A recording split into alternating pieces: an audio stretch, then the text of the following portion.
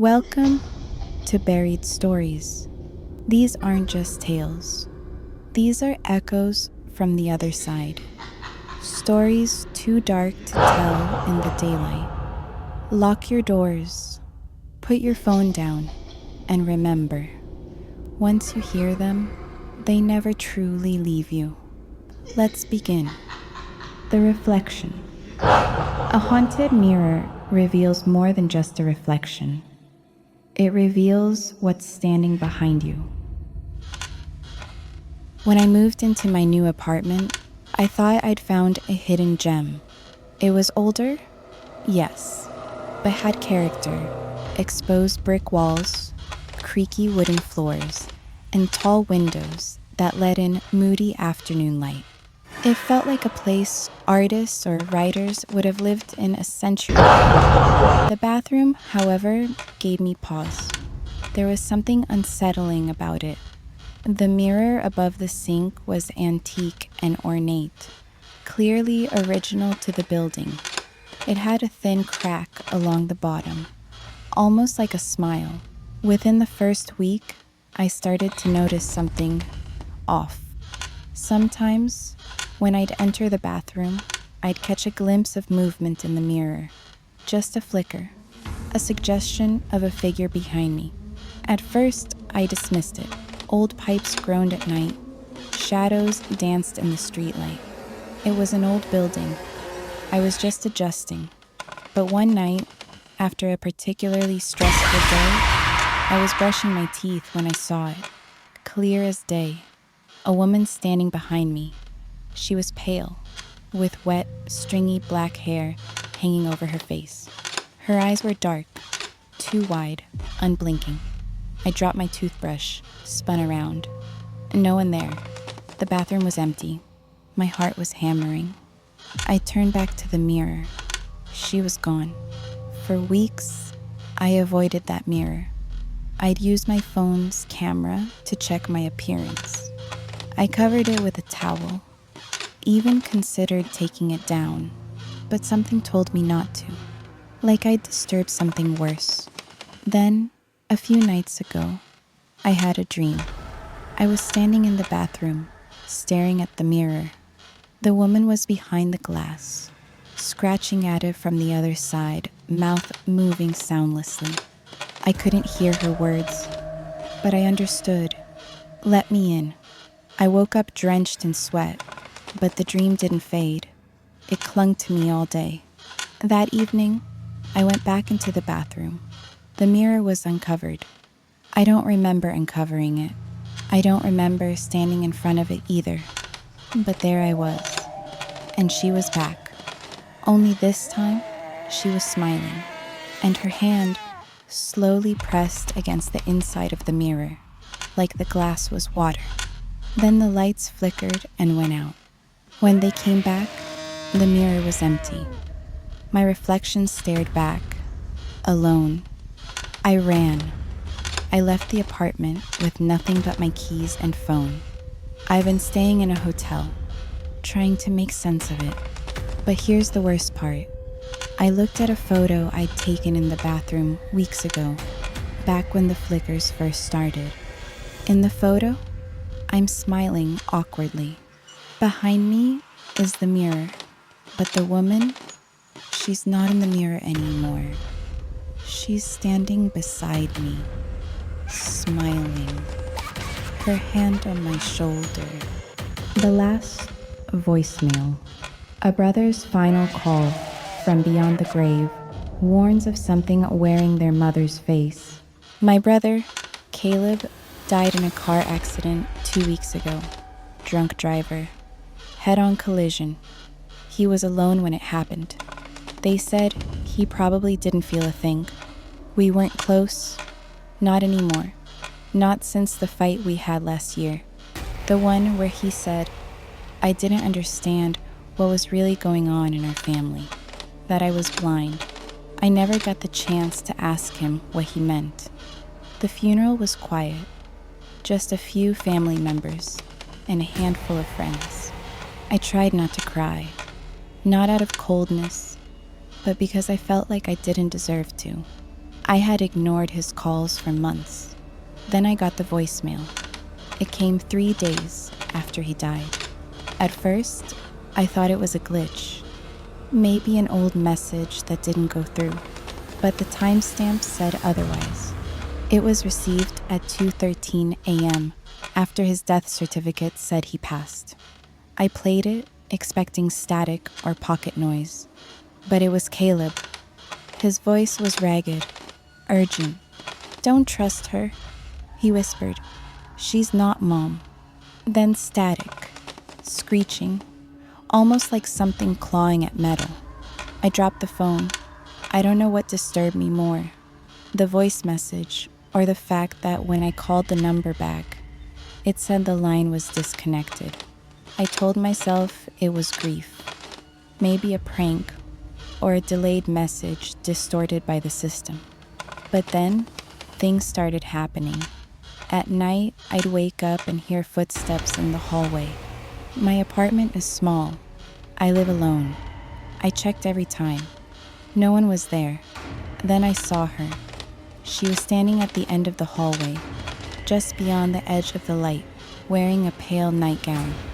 Her face, it looked like Mom, but wrong. Her mouth didn't quite line up. Her eyes were too wide, and when she smiled, her teeth were too many, too sharp. She didn't move, just watched me, until the lights flickered, and she was gone. The next morning, I called Dad. I asked him something I never thought I would. Did Mom die in the hospital or at home? There was silence on the other end. "She died at home," he finally said. But Caleb, he always said he saw something that night, something wearing her skin. That's why he started acting out. He paused. "He told me you wouldn't believe him." The air around me turned cold. That night, I couldn't sleep. I kept the lights on, every single one. Around 2 a.m., I started hearing the humming, soft, like a lullaby. It was a tune Mom used to sing. I turned toward my bedroom door. She was standing there again, smiling. Only this time, she spoke. "Come here, sweetheart. I missed you." I screamed and backed away. Grabbed my phone to call 911, but the screen flashed. A new voicemail from Caleb's number. I played it with shaking hands. "Run," he said. "She's inside the house. The guest room. An inherited house. A locked door. And something that doesn't want to stay locked anymore." When my aunt passed away, she left me her house in the countryside, a 2-story Victorian-style place, tucked away behind overgrown trees and a rusting iron gate. It was beautiful, in a faded, Gothic kind of way. Quiet, peaceful, secluded. The will had one strange request. "Never sleep in the guest room," it read. "Keep the door locked, no matter what you hear." I figured it was a quirk, an eccentricity. My aunt was known for being a little odd, so I didn't give it much thought. Besides, the guest room door was already locked when I arrived, and I had no key. Easy enough to honor her wishes. For the first few nights, everything was fine. I worked during the day, fixing up the place, painting, clearing cobwebs, pruning the garden. At night, I'd curl up with a book and fall asleep to the sound of crickets outside. But then I started hearing it, soft knocking, coming from the guest room. The first time it happened, I froze in bed, heart pounding. I told myself it was the house settling, maybe raccoons in the walls. The second night, it wasn't knocking. It was scratching, deliberate, rhythmic, like someone running their fingernails down the inside of the door. I pressed my ear against the wood. On the other side, I heard breathing. I slept downstairs after that. A few days later, I had a locksmith come by. I told him I lost the key to the guest room and needed it opened. He drilled into the lock, and the door swung open. The room was pristine, dust-free, the bed made perfectly, like it had been turned down just that morning. A vase of dead flowers sat on the nightstand, as though someone had once meant to replace them. I felt a sudden wave of nausea standing in the doorway. The air inside was ice cold. Still, I stepped in. There was a large antique mirror across from the bed, and as I looked into it, I saw her, a woman, thin, pale, in a nightgown, standing directly behind me. I spun around. No one was there, but the bed, once untouched, was now rumpled, as though someone had been lying in it, and on the pillow, strands of long, black hair. I ran out and slammed the door shut, heart racing. That night, the knocking came back, louder, more violent, and then I heard a voice, faint, whispering through the door. "Let me out, please. I'm so cold." I couldn't sleep. Every time I dozed off, I dreamed of the woman, her face inches from mine, mouth open in a silent scream, eyes black and endless. The next day, I packed a bag. I was leaving. Whatever promise I made to keep the house, I didn't care anymore. But when I reached the front door, it was locked. Deadbolt sealed from the inside. No matter how I turned the key, it wouldn't budge. And then I heard the guest room door creak open upstairs. Something stepped out. Slow, heavy footsteps on the wooden floor. They stopped just at the top of the stairs. Then the voice again, closer this time. "You unlocked it. Now it's your turn." Dead signal. She called after she died, and now something's listening on the other end. It started with a phone call. I was up late, working on a freelance project. My phone buzzed. Unknown number. I normally ignore those, but something compelled me to answer. "Hello?" There was a delay, then static, and then a voice. "My name is Evelyn. Please don't hang up. I'm trying to find a way out." I blinked. "Out of where?" I asked. But the call cut out. I stared at my phone, baffled. Probably a prank, or a wrong number. I put it out of my mind. Until the next night. Same number, same voice. I don't have much time. It's feeding on sound. I need to stay connected. This time I was chilled. Her voice trembled like she was cold or terrified, or both. "What is this? Who are you?" I asked again. She whispered, "It listens. It learns. Every time I speak, it gets stronger." Then the line died again. I Googled the number. Nothing. I tried calling back. No ring, no voicemail, just silence. That night, I started hearing things through the walls. Whispers, a crackling static, like from an old television. I live alone in a high-rise. No neighbors share that wall. The next night, Evelyn called again. "I don't think I'm real anymore," she said. "But you are. And now, it knows your name." "What are you talking about?" I asked, heart racing. She sobbed. "I just needed to be heard. I thought if someone remembered me, maybe it wouldn't win." The call ended again. I checked my call log.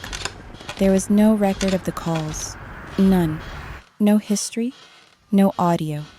It was like I'd imagined them, but I hadn't. The next day, my electronics started malfunctioning. My laptop glitched. The lights flickered whenever I answered a call.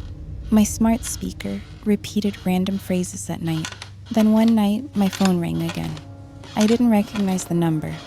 It was my own number.